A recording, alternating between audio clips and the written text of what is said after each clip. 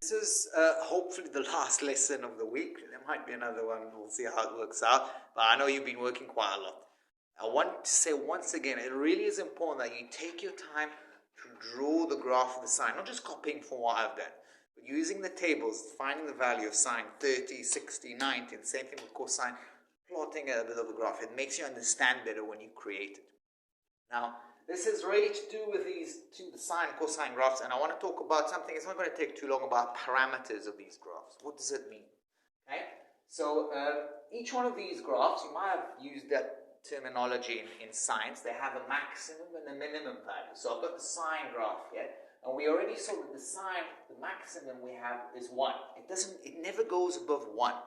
Okay, you can put any angle in sine, you'll never get more than 1. So the maximum is 1. Just stand here. The minimum is minus 1. Okay? That's the minimum. Okay? The maximum and the minimum. I'm just going to see that I'm using the right word. Okay. Now the range, okay, when we say the range, we want to look, we basically say, well, it's basically all the values between minus 1 and 1 in this case. So sine can take all the values, including minus 1 and 1. That's why I did the square brackets. Okay? Now, amplitude, this is something you might have come across in science. I don't know if you're doing waves in grade 10. Okay? Your amplitude is basically like your height of that peak. It's basically 1. Okay?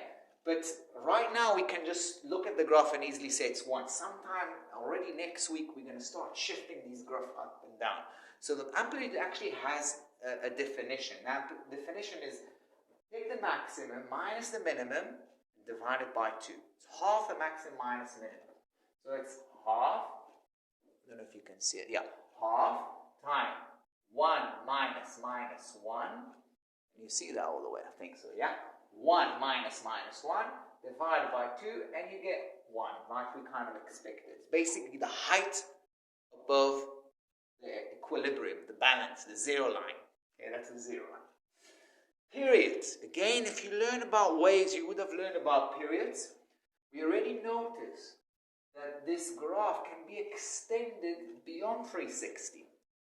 But if I go beyond 360, it's identical to what it was before 360. There's a period. I can take this, copy, and paste, and paste, and paste, and I will get all my the sine graph. That carry on after 720, 1000, and 2000. Okay? So the period basically is the range of angle that will take to get the whole shape of the wave, and then you just extend it. So in this case, the period is 360. After 360, I got to where I started from. Okay, I start at 0, I end up 360, then I start again. Let's do the same thing for cosine. Maximum value, okay, again is 1. Minimum value, as we saw, was minus 1. Range, exactly the same. It's all the numbers between minus 1 and 1, including minus 1. The amplitude will be the same. Okay? It's 1 minus 1 divided by 2. Okay? It's still going to be 1. And the periods, okay, you can see that if I take a copy of this, copy, 360, paste, and then paste, and paste, I'm getting my full wave. So the period is still 360 degrees. Okay? We're going to end up here. I'm going to make one more lesson, but I don't know, it might just be for next week. We'll see about that. Guys, have a lovely weekend. Okay? Take care.